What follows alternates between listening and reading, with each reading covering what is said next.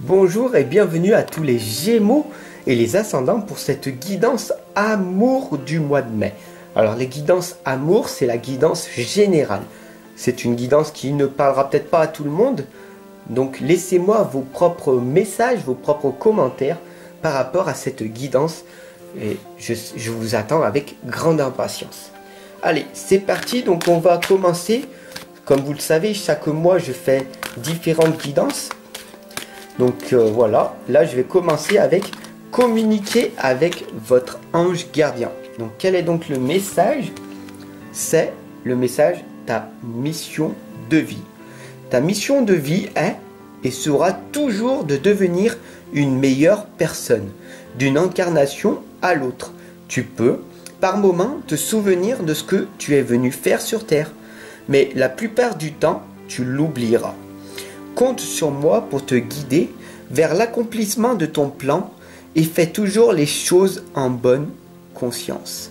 Voilà, alors si ce magnifique message de ton ange te parle, ben dis-moi-le aussi en commentaire. Je serai ravi de te répondre.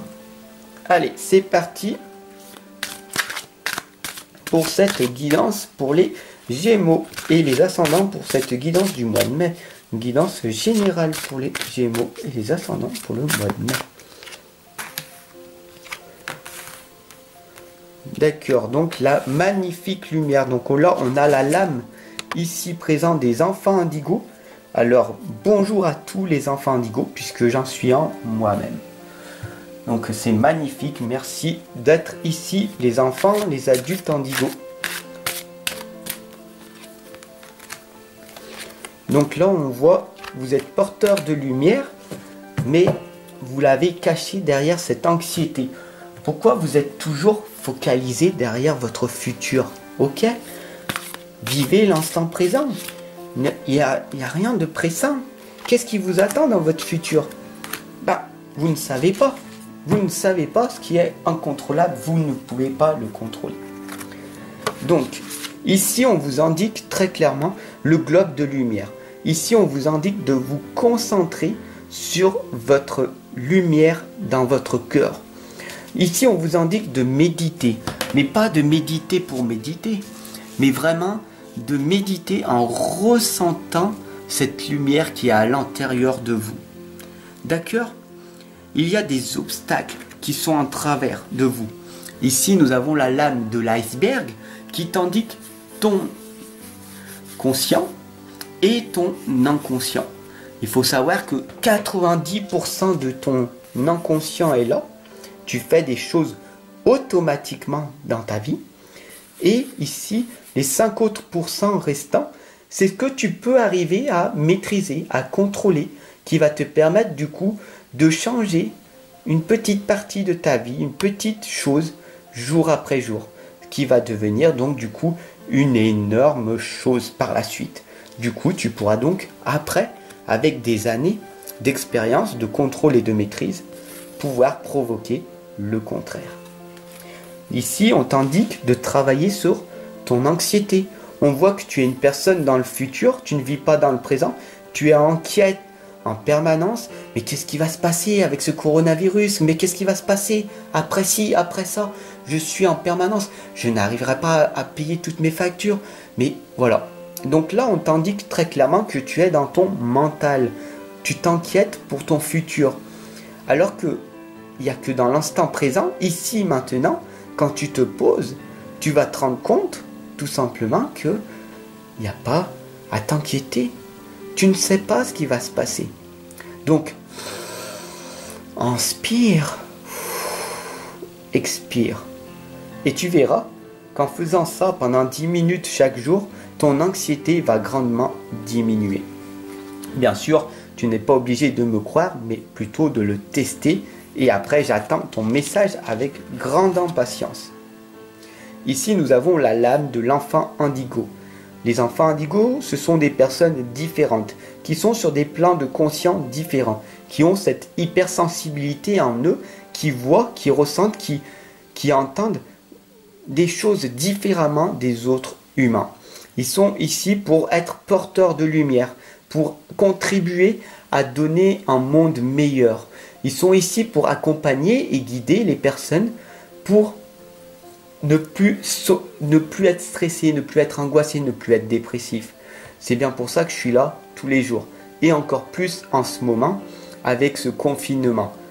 Parce que les enfants indigos, les adultes indigos sont là pour vous accompagner, vous guider.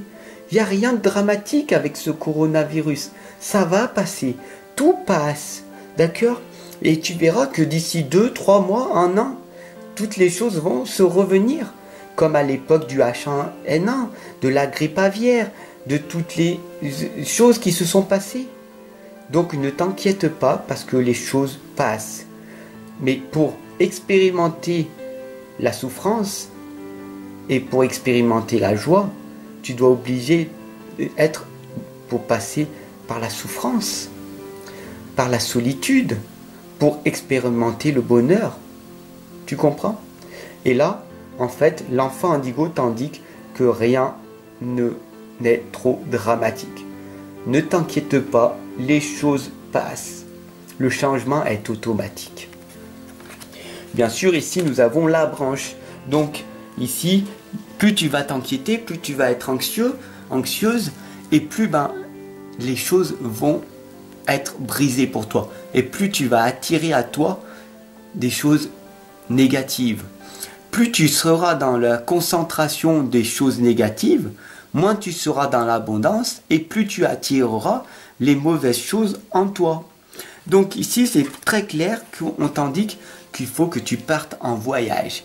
Alors ce voyage, c'est un voyage spirituel, c'est pas un voyage où tu vas aller dans le monde entier pour apprendre à mieux te connaître. Non, non, non, non, non. Pour apprendre à mieux te connaître, on t'indique ici très clairement de méditer et d'aller dans ton passé. Ici, tu as le chemin pour être enfant, savoir qui tu es vraiment.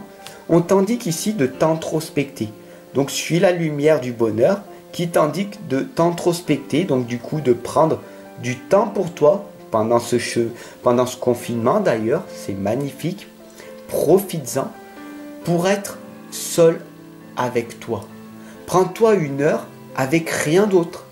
Pas de téléphone, pas d'ordinateur. Coupe tout. Mets-y tout dans une autre pièce. Va dans une pièce et reste à écouter, à ressentir pendant 1 heure. Teste et tu m'en diras des nouvelles. Tu verras que tu vas apprendre à te connaître, à ressentir les choses, comment ça se fait que j'ai mon cœur qui vibre. Parce que tu seras en train d'écouter ton cœur. Ici, nous avons la lame de l'initiation par l'eau. Ici, on t'indique que nous sommes des êtres spirituels. D'ailleurs, nous sommes tous faits de 70% d'eau. D'accord? Donc, pour que l'énergie circule à l'intérieur de toi et pour que tu puisses le sentir tout à l'intérieur de toi, il faut que tu ouvres ton cœur, tous tes chakras, et évidemment que tu baignes dans cette vibration.